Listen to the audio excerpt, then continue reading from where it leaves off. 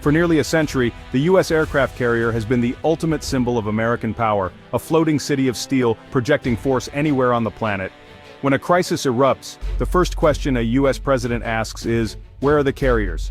But what if that's no longer true? What if a single weapon costing a fraction of a carrier's price could change everything? From China's secretive test ranges, a new threat has emerged. Not a ship, not a plane, but a missile. This is the hypersonic missile, a weapon traveling at speeds so extreme defenses can barely react. Its purpose? To kill an American aircraft carrier. The era of the carrier's unquestioned supremacy may be ending. Now pit that against a Chinese hypersonic missile, just a few $1 million, one shot, one kill. These new weapons don't fly in predictable arcs. They zigzag and scream toward their target at over 5 times the speed of sound. Defenders have mere seconds to react, like trying to hit a bullet with another bullet, except this one dodges.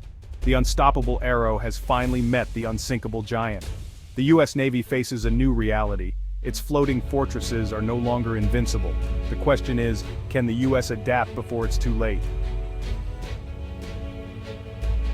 To grasp the scale of the threat, you must understand what the aircraft carrier represents.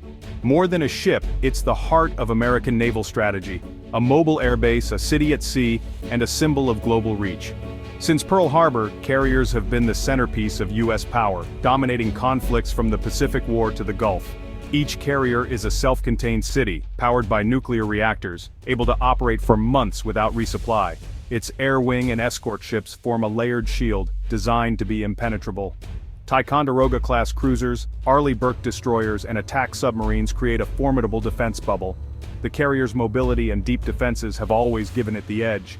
For decades, adversaries tried to counter this force. None succeeded. The carrier's presence guaranteed American access and control of the world's oceans. That certainty is now gone. Hypersonic missiles threaten to pierce these layers in seconds. The fortress that once seemed untouchable is now in the crosshairs. The U.S. Navy's confidence in carrier supremacy is shaken. The world's oceans are no longer a safe haven for these giants. The rules of naval warfare are changing. The floating fortress faces its greatest test yet. Enter China, determined to challenge U.S. naval dominance. Instead of building bigger carriers, China chose asymmetric warfare, developing hypersonic missiles like the DF-17 and PL-21. These aren't just faster missiles, they're a new class of threat. Hypersonic weapons travel over Mach 5, more than a mile per second, shrinking defenders' reaction time to minutes. Traditional missile defenses can't keep up. The PL-21, launched from H-6 bombers, can strike from over 1,000 miles away. It uses a skip-glide trajectory, making its path unpredictable and hard to track. The DF-17, launched from land, deploys a hypersonic glide vehicle that maneuvers sharply on its final approach. This agility allows it to evade interceptors and hit moving targets like carriers with precision. These missiles combine the speed of ballistic weapons with the maneuverability of cruise missiles, a nightmare for naval commanders. China has already showcased these weapons. They are real and operational. The hypersonic revolution has arrived. The U.S. Navy's traditional defenses are outmatched. The offense-defense balance has shifted. Hypersonic missiles are not science fiction. They're a present danger. The U.S. must adapt or risk losing its edge. The game has changed and the stakes are global. The Aegis combat system is the Navy's shield, but hypersonic missiles push it to its limits. Detection is the first problem. Hypersonics fly too low for satellites, too high for ship radars, appearing only moments before impact.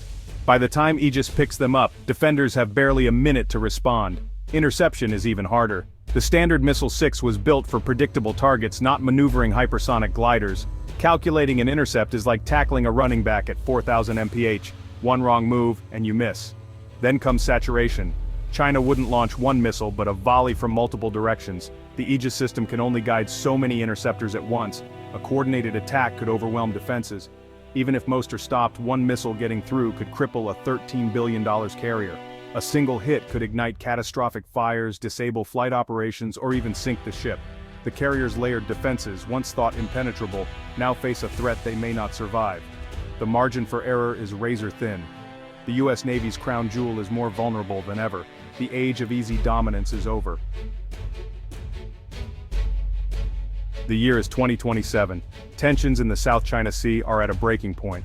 The USS Gerald R. Ford leads a carrier strike group through contested waters, a show of American resolve. But this time, China is ready. On the mainland, DF-17 launchers roll out, H-6 bombers take position over the ocean, the US fleet is tracked by satellites, drones, and even disguised fishing boats.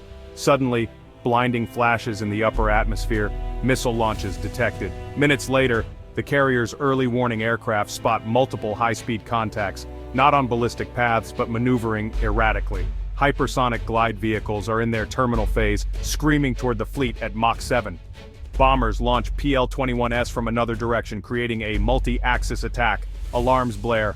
Aegis cruisers and destroyers spring to life. Vampire, vampire, vampire! Incoming missiles. Interceptors launch, phalanx guns spin up, but the engagement is compressed into less than 2 minutes. The first interceptors miss, the missiles juke at the last second. A DF-17 slams into the Ford midship, detonating deep inside. A fireball erupts, peeling back the flight deck. A second missile destroys the carrier's radar and communications. The ship goes dark, crippled, burning, but not sunk. The world's most powerful warship is neutralized in seconds. The unthinkable has happened. The US Navy's dominance is shattered in a single devastating strike. The message is clear. The age of carrier invulnerability is over. The balance of power has shifted. The world is watching. The implications are profound. For the first time since the nuclear age, a conventional weapon threatens to make America's primary power projection tool obsolete. China's goal isn't to sink every US ship, but to make intervention too costly. If carriers can't operate within 1,000 miles of China, their influence is crippled. Allies like Japan, South Korea, and Australia may question America's security guarantee. The carrier, once a symbol of protection, now looks like a vulnerable target. This could destabilize alliances and embolden China's regional ambitions. For the Pentagon, it's a crisis. Decades of investment and doctrine are suddenly in question. Hypersonic missiles force a painful re-evaluation of US naval strategy. The question is no longer how to use carriers but how to protect them. The US must rethink its approach to power projection. The future of American dominance hangs in the balance. The world's oceans are no longer America's uncontested domain. The US isn't standing still. The Pentagon is racing to develop countermeasures, better defenses and its own hypersonic weapons. But America is playing catch-up. China has operational hypersonics now, the US does not. New satellite constellations are being built to track hypersonic threats from launch to impact. The Navy is upgrading Aegis and developing new interceptors, but these are years from deployment. Offensively, the US is investing billions in hypersonic programs like ARW and Dark Eagle to restore deterrence, yet delays and technical challenges persist. Right now, a dangerous window of vulnerability exists. China has the weapon, the US has the countermeasure on the drawing board. This missile gap creates instability. A confident China might act before the US closes the gap. The race is on to develop and deploy these technologies. The clock is ticking and the stakes are global. America's response will shape the future of naval warfare. The outcome is uncertain, but the urgency is real. So what is the future of the American aircraft carrier? For decades it was the queen of the ocean, shaping world events by its mere presence. Now, hypersonic missiles have made it vulnerable. Some argue the carrier can adapt. New tactics, new defenses, and its own hypersonic weapons could keep it relevant. Others say it's too expensive and too risky, advocating for a shift to smaller distributed fleets. The carrier stands at a crossroads, symbol of past power or relic awaiting obsolescence. Its fate will define the balance of power in the 21st century. Is it still the ruler of the seas, or a magnificent target? The answer remains unclear. One thing is certain, the world is watching, and the stakes have never been higher.